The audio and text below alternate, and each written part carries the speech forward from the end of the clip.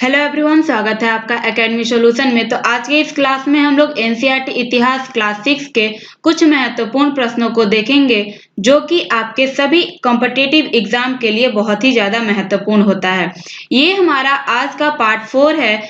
3 part upload कर दिया गया है और इसका प्लेलिस्ट भी बना दिया गया है। लिंक डिस्क्रिप्शन बॉक्स में दिया हुआ है, आप वहां से जाकर देख सकते हैं।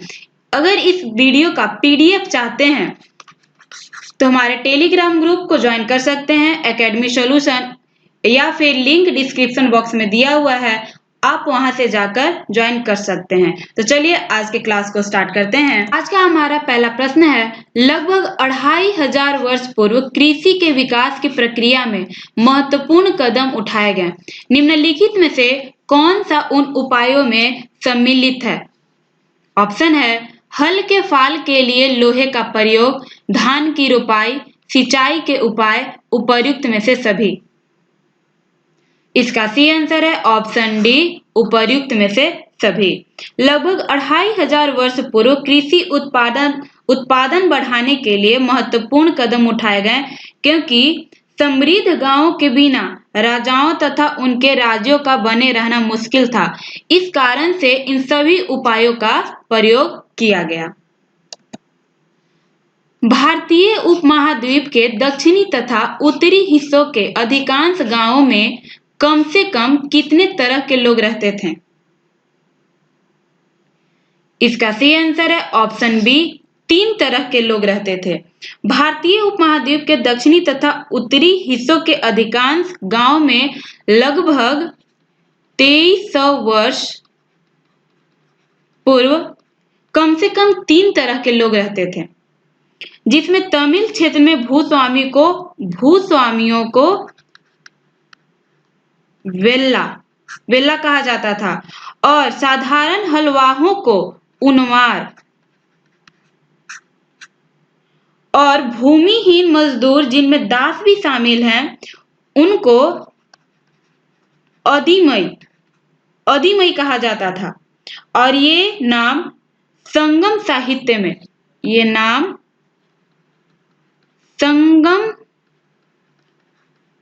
साहित्य में उल्लेखित मिलता है। लगभग 2500 वर्ष पूर्व भारतीय उपमहाद्वीप के उत्तरी हिस्से के गांवों के संदर्भ में निम्नलिखित कथनों पर विचार कीजिए। गांव का प्रधान व्यक्ति ग्राम भोजक कहलाता था। गांव में रहने वाले स्वतंत्र और छोटे किसानों को भूपति कहा जाता था। उपर्युक्त कथनों में कौन सा कथन सही नहीं है? इसका सही आंसर है ऑप्शन बी, केवल 2, यानी कि 2 हमारा सही नहीं है, क्योंकि इनको भूपति नहीं गृहपति कहा जाता था।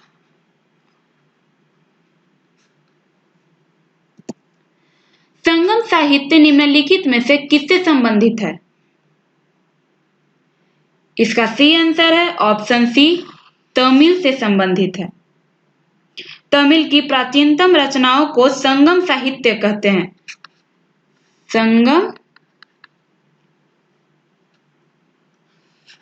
संगम साहित्य कहते हैं और इनकी रचना लगभग 2300 वर्ष पूर्व की गई थी। भरूच बंदरगाह से होने वाले आयात निर्यात के संदर्भ में निम्नलिखित कथनों में कौन सा कथन सही नहीं है? इसका सही आंसर है ऑप्शन ए।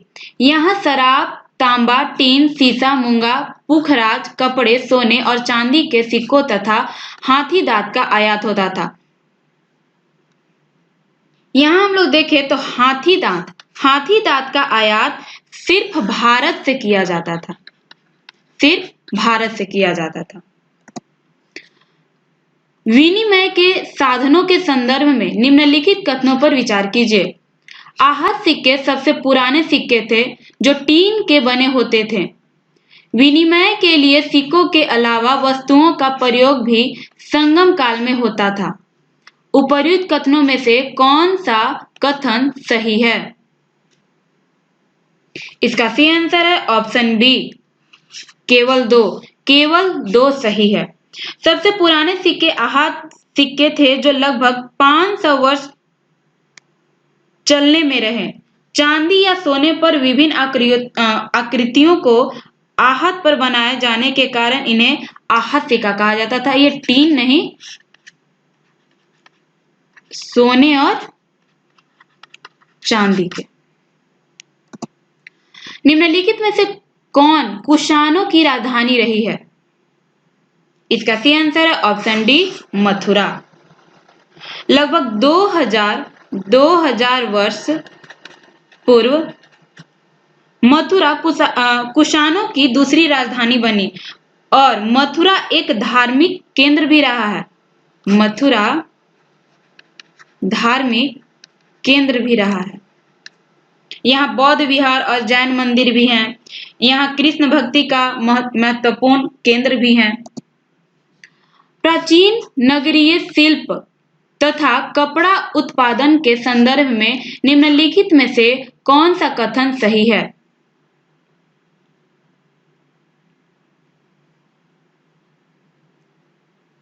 इसका सही आंसर है ऑप्शन बी, उत्तर में वाराणसी और दक्षिण में मदुरै कपड़ा उत्पादन के प्रसिद्ध केंद्र थे। प्राचीन नगरों में श्रेणियों के संदर्भ में निम्नलिखित में से कौन सा कथन सही है?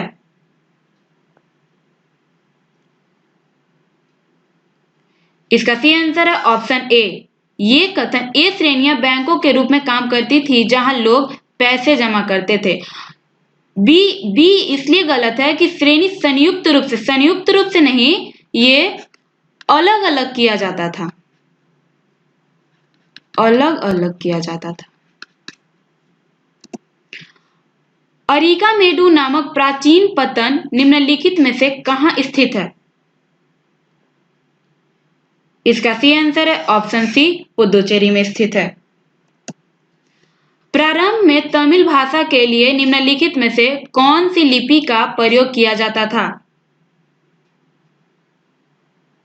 इसका सही आंसर है ऑप्शन डी, ब्राह्मी लिपि का प्रयोग किया जाता था। जातक कथाओं का संकलन निम्नलिखित में से किसके द्वारा किया गया था?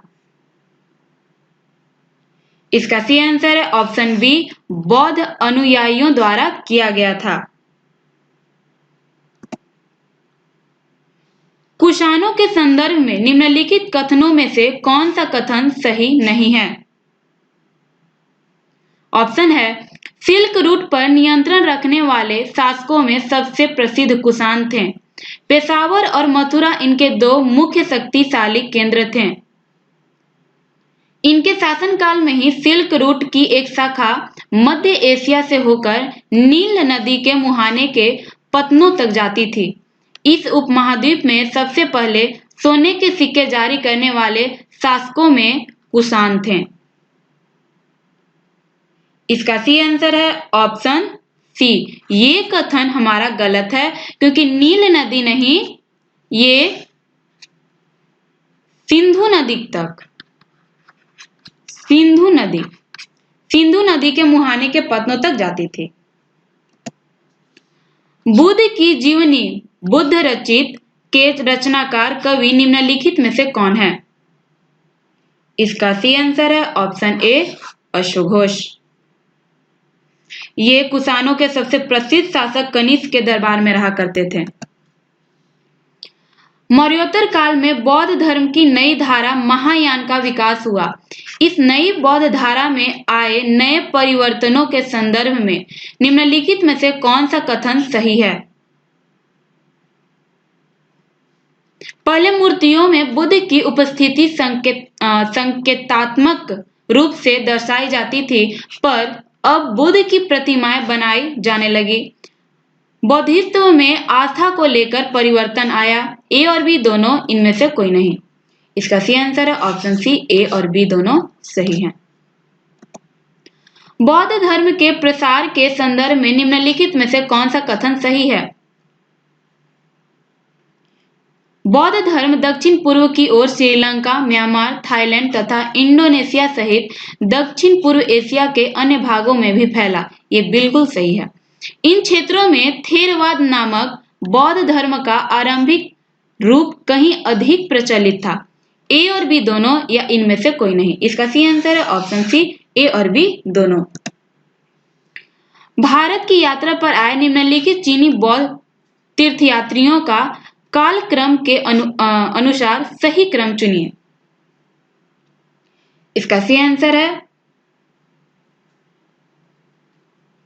ऑप्शन बी, फाहियान, फिर वेनसांग, फिर त्सिंग आया। फाहियान की बात करें तो ये 1600 वर्ष पूर्व आया था और वेनसांग 1400 वर्ष पूर्व।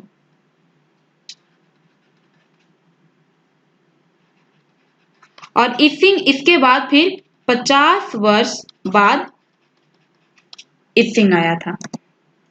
विष्णु के वराह रूप की मूर्ति निम्नलिखित में से कहां से प्राप्त हुई है? इसका सी आंसर है ऑप्शन डी, मध्य प्रदेश से प्राप्त हुई है। भक्ति परंपरा के संदर्भ में निम्नलिखित में से कौन सा कथन सही नहीं है? भक्ति परंपरा की शुरुआत मौर्योत्तर काल में हुई। भक्ति मार्ग की चर्चा भगवत गीता में की गई है। भक्ति मार्गी आडंबर के साथ पूजा पाठ पर जोर देते थे। भक्ति मार्गी मानते थे कि उनके आराध्य देवी या देवता मानव, सिंह, पेड़ या अन्य किसी भी रूप में हो सकते हैं। इसका सी आंसर है ऑप्शन सी, ये हमारा कथन जो है वो सही नहीं है।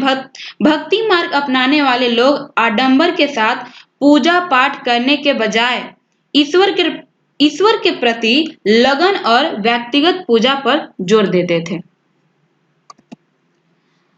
पश्चिमी एशिया में ईसाई धर्म का उदय कितने वर्ष पूर्व हुआ? इसका सी आंसर है ऑप्शन ए, 2000 वर्ष पूर्व हुआ।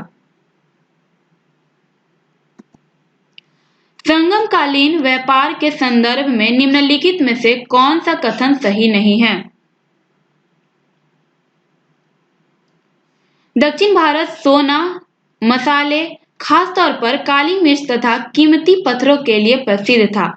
व्यापारी इन सामानों को ले जाने के लिए केवल समुद्री मार्गों का प्रयोग करते थे।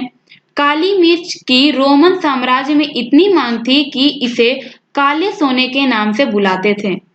दक्षिण भारत से रोम से व्यापार के प्रमाण स्वरूप अनेक रोमन सोने के सिक्के मिले हैं।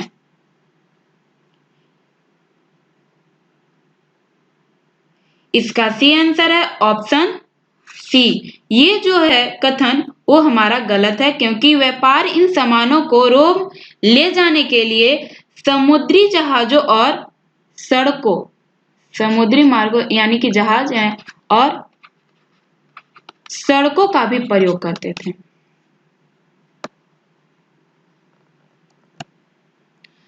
संगम कविताओं में मूवेंदार की चर्चा मिलती है। यह एक तमिल शब्द है। इसका अर्थ निम्नलिखित में से क्या है? इसका सी आंसर है ऑप्शन सी, 3 मुखिया। इसका प्रयोग 3 शासक परिवारों के लिए किया गया है। ये थे चोल, चेर तथा पांड्य।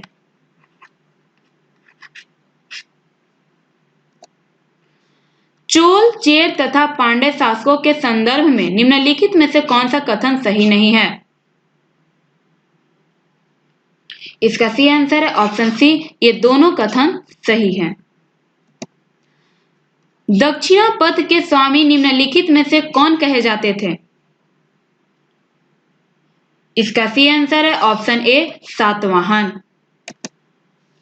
रेशम बनाने की तकनीक का आविष्कार सबसे पहले कहां हुआ? इसका सी आंसर है ऑप्शन डी, चीन में हुआ, लगभग 7000 वर्ष पूर्व। तो ये थे आज के हमारे कुछ महत्वपूर्ण प्रश्न, जो कि आपके सभी कॉम्पिटिटिव एग्जाम के लिए बहुत ही ज्यादा महत्वपूर्ण होता है। अगर ये सेशन अच्छा लगा हो तो अपने दोस्तों के साथ इसे शेयर कर दे और लाइक भी जरूर करें। तो मिलते हैं हम लोग नेक्स्ट वीडियो में।